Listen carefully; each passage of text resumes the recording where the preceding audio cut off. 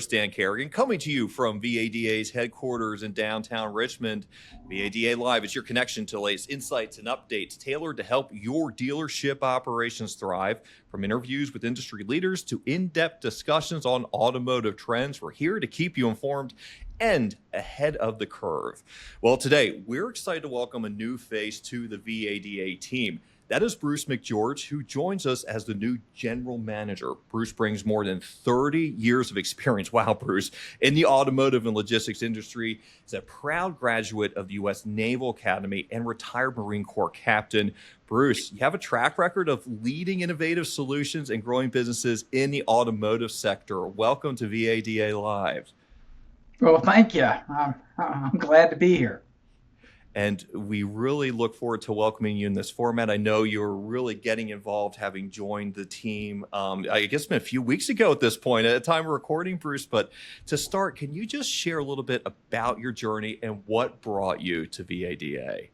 Sure. Well, I am a Richmond native. I went to Benedictine High School. From there, I went to the U.S. Naval Academy. And from there, I went into the Marine Corps, got out as a captain. I'm married. I have been married for 41 years. I have 3 kids and 2 grandkids. And with that, I went to work for Mobil Oil initially and worked for several other oil jobbers. And then somewhere along the path, we decided that we wanted to supplement our incomes, my brother and I. And so we came up with a mobile auto auction concept. And right about that time, CarMax came into to play, and I was reading an article, and I saw they were taking in trade-ins. So needless to say, I grabbed my proposal and ran right over, and next thing you know, I got started in the automotive remarketing auction community back in 1993, and we set up the CarMax auction platform. And from there, I ended up going on to work out at AutoNation as our Southeast District remarketer, where I was representing 40 new car dealerships and 4 mega stores. We used to liquidate about 1,300 cars a month, and did that for a period of time. And then all of a sudden, the digital world came into play. And I went to work with a company called Autodac, which later evolved into today's company, which is OpenLane. And I did that for a period of time. And then I went on to work with DealerTrack. I worked with Mark O'Neill, and he created a position for me, and I went to work for him.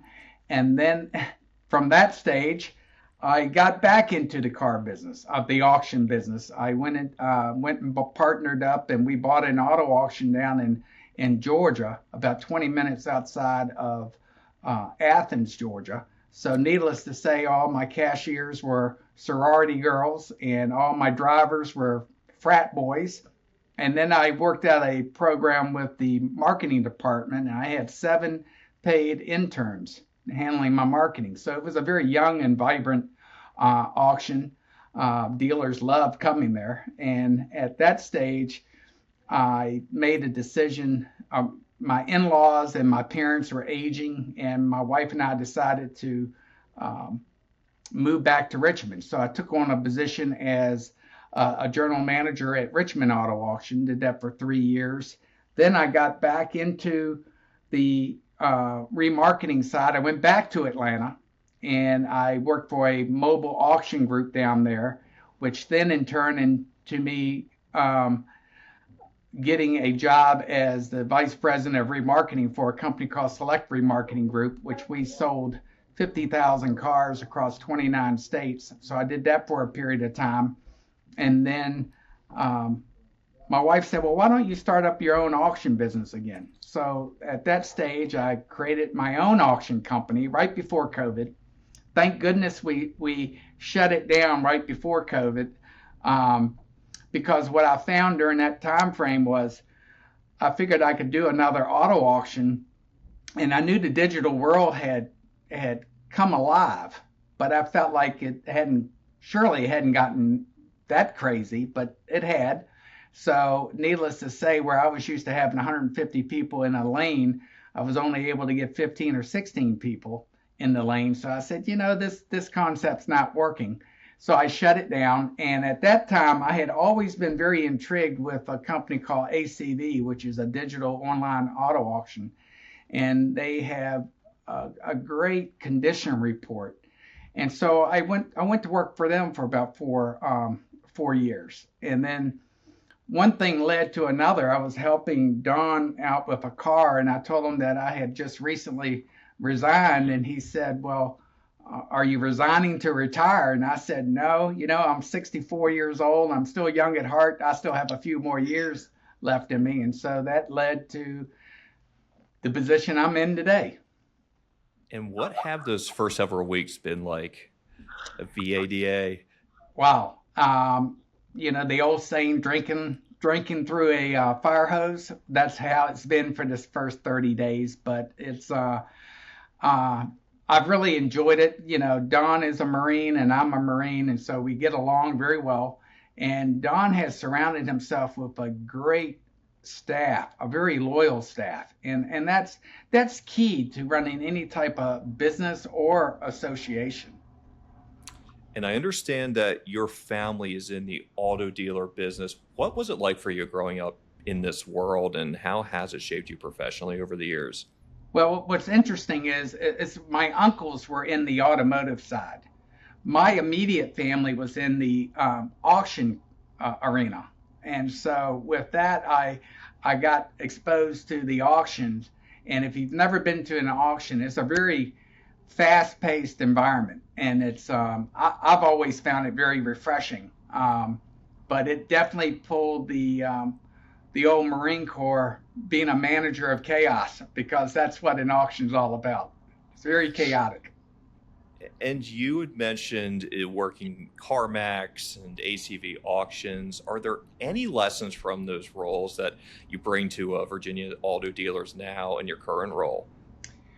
Well, I found the key objective there is that you have to have a plan, and you really have to. And I'm a firm believer of checklists and pipelines, and because my attitude is you got to hold yourself accountable. And if I wait for the dealer to hold me accountable, then it's too late. So I'm a real I'm very detail oriented when it comes to And managing that, myself. and that is great to know, and it is welcome amid the team too. As far as that work and that level of detail, partnerships are a key element.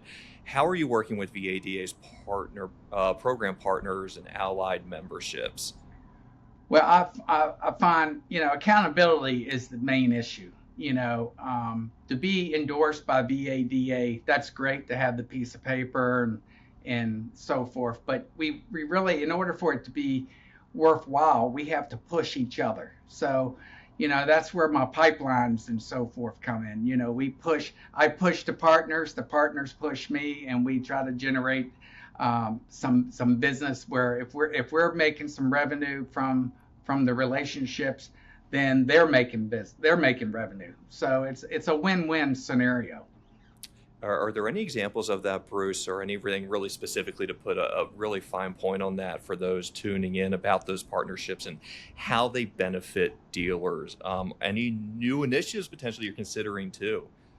Well, the revenue that we receive from our partners, it generates, and this is where Don has done a wonderful job. He's not only the president of an association, he's like a CEO of a business. And he has, over the last 38 years, the man has generated a very effective business model. And from that, we're able to generate extra income, which then in turn helps him be able to go out and find and hire seasoned professionals to come in to be on his staff.